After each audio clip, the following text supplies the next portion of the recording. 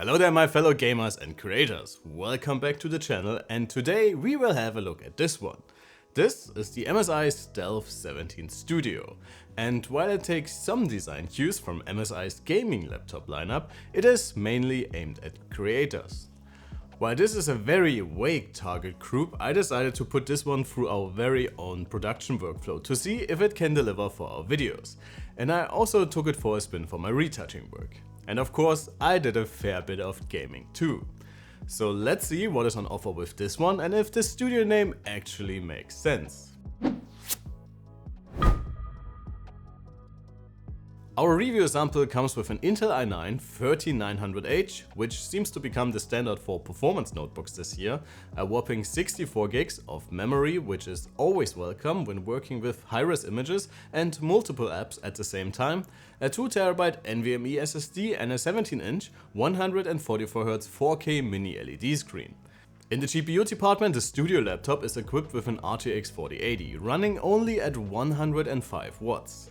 If I recall correctly, this marks the lowest wattage we have tested for the 4080 so far, so it will be very interesting to see what that means for system and gaming performance. Regarding chassis design, MSI did their homework, and the Stealth 17 is refreshingly subtle and devoid of any RGB lighting apart from the keyboard. It is also insanely thin, especially considering what kind of performance you get with this one. It's pretty heavy though, especially considering the thinner than average chassis. But since build quality is mostly alright, I won't complain about that too much. That said, there's one area that cannot quite keep up, and unfortunately it's the hinge. It's a little too loose for our liking and struggles to keep the heavy mini LED panel in place.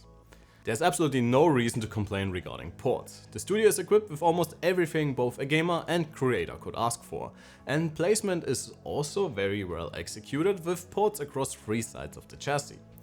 On the right you get two USB-C ports, one of them being Thunderbolt 4, the other 3.2 Gen 2, and a full-size SD card reader, while the left houses two USB-A variants. On the back, MSI complements the I/O selection with the power connector, 2.5 Gigabit Ethernet and an HDMI 2.1 port. Under the hood you got access to a pair of SODIMMs, two NVMe slots and the Wi-Fi card. Regarding inputs, the 17-inch MSI delivers neither the best nor the worst typing experience we have encountered lately. Key travel is pretty shallow, and I would have preferred a more pronounced pressure point. So while this will hardly be a satisfying keyboard for hardcore typists, I would still say that one could get used to this rather quickly. The large touchpad offered no reason to complain during our time with the Stealth 17 Studio. In the display department, MSI equipped a creator-focused Stealth with a 17-inch 4K mini LED display, refreshing at a snappy 144Hz. While SDR brightness offers no reason to write home about with around 400 nits on average, HDR brightness can reach up to 1200 nits during our measurements. Contrast numbers are also impressive, as we have seen on other mini LED displays so far. And yes, for games and movies, this display is simply amazing. But I must admit, I am personally very undecided when it comes to using mini LEDs for creative work, such as video creating or photo editing. While color gamut coverage might lack a little in DCI-P3, sRGB and especially Adobe RGB coverage with above 90% is very nice to see. But given that the mini LEDs do not offer a constant or uniform backlight by nature, it can get very tricky to judge contrast and color on a professional level. Since you get subtle halos in high contrast areas, it is for example almost impossible to reliably work on commercial grade Photoshop edits, since you simply do not know if gradients or brightness irregularities come from the image you are working on or the non-uniform backlight. So while MSI offers very handy color presets, especially sRGB is important for creating video files for example, I wish they would implement ways to get the mini LEDs to act as a uniform single zone backlight. But for now, only ASUS is offering this for their panels. Regarding CPU performance, the Stealth delivers numbers on par with the competition utilizing the same chip. The i9-13900H can run with up to 135 watts for a very short period of time, but levels out at 95 watts during sustained full CPU loads. In our Cinebench R15 loop, the 17-incher performs therefore within spitting distance of the Aero 16 and our GM16 featuring the same chip. In our combined CPU rating, a score that is made up of several different CPU benchmarks, the i9 sits in the middle between last year's fastest Alder Lake CPUs and what is on offer in the high-end segment in 2023. While the mainstream i9 cannot quite keep up with Intel's HX platform or the AMD 7945HX, it sits atop other 13th gen H-equipped notebooks, and should hardly leave you wanting for the most common CPU-only applications. System performance is excellent, as is shown by our PCMark scores, even though scores in these categories are usually very close to each other. But I was daily driving this one for some time and the subjective performance impression was excellent. At least as long as you're connected to an outlet, as it is quite common for powerful Windows notebooks. On battery, performance takes a huge hit.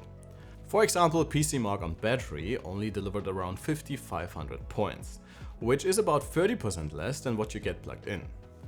During our benchmarks, drive speeds are excellent, but show throttling under prolonged heavy use. Alright folks, let's talk about the GPU.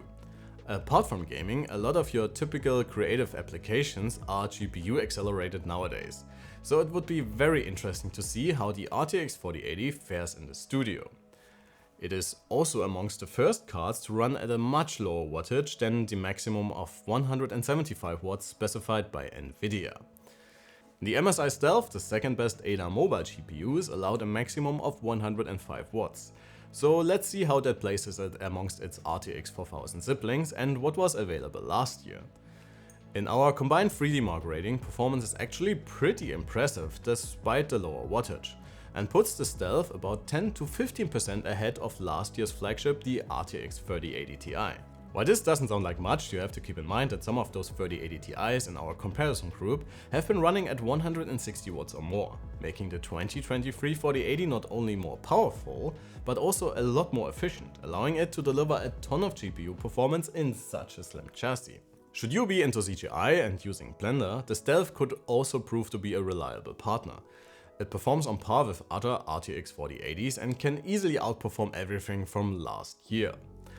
Octane Bench delivers similar results, so it does not seem like the lower wattage is holding back the 17-inch notebook a lot with this kind of workload. I also took the MSI for a spin for our video production and was very pleased with the overall experience.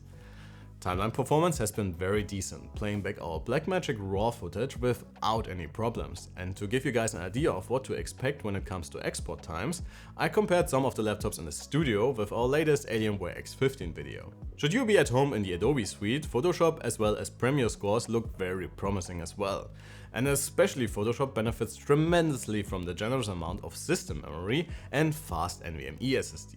But enough about work for now, what about those after-work gaming sessions? In our combined rating, comprised of mostly older games tested at 1080p, the lower wattage seems to be much more apparent, delivering only marginally better FPS than the 3080 Ti in last year's Alienware X17 for example. That said, the Stealth 17 Studio is still an adequate performer and can easily deliver playable frame rates. In 1080p and QHD, 60 FPS aren't a problem at all, and in older or less demanding games, you can even get close to the display's native 144Hz refresh rate. 4K is mostly doable as well, unless it gets very demanding and especially if ray tracing comes into play. At this point, you should definitely take advantage of DLSS or even frame generation should it be available for the games you are playing. For example, Cyberpunk 2077 wasn't playable at all in 4K with ray tracing and ultra settings, running at a measly 14 FPS. With DLSS in its quality setting, it was still pretty choppy with around 23 FPS, but frame generation bumped it up to an average of 55 frames, giving you a much better gaming experience. Regarding fan noise, the MSI is doing okay. Its fans are audible even in low load scenarios, but never in a distracting way. And under full load it is actually very reasonable. We took some noise samples for you under various loads for now, so you can get an idea of what to expect.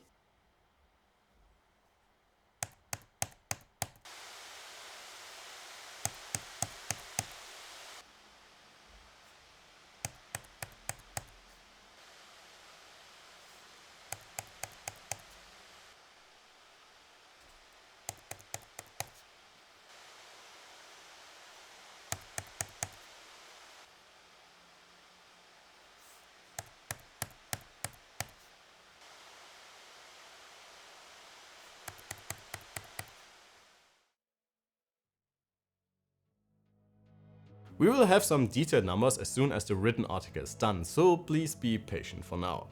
I will link it in the description, and I will have the necessary equipment in the studio very soon as well, so I can give you dB numbers alongside the noise samples in the very near future. Before we get to battery life, I also have to address a few issues we had with the Stealth 17 Studio. When we first got it, we had to deal with a few hiccups in terms of overall system stability and some issues with the keyboard. Thankfully, those have been quickly resolved completely with the latest firmware updates, so should you get one of these for yourself and run into any problems, check if there are any updates available. Apart from this, we only had some problems with switching between different GPU modes, resulting in less than ideal idle power consumption and also directly impacting battery life. We are investigating the problem right now, and we will update you on that as soon as we have pinpointed the problem. While you will hardly expect all-day runtimes from a big 17-inch mini-LED equipped notebook, the MSI offered nothing to write home about in terms of battery life. 3.5 hours away from the wall in our Wi-Fi standard test aren't great, to be quite honest, and some competing laptops do much better in this regard. Alright guys, it's time to wrap this up for today. So what actually makes for a good creator laptop? I guess it's a very complicated question to begin with, since it's such a large field in general. As for my creator workflows when it comes to video editing for this very channel and some of my retouching work, the MSI actually delivered a very solid experience. Especially Photoshop profits from the memory config, fast CPU and speedy SSD. Resolve 18 also does very well with the latest CPU and GPU pairings, and with its solid I/O and sleek chassis, the Stealth 17 Studio makes for a very compelling workstation option in my opinion. That said, color critical work without an external display is a bit problematic with the mini LED display.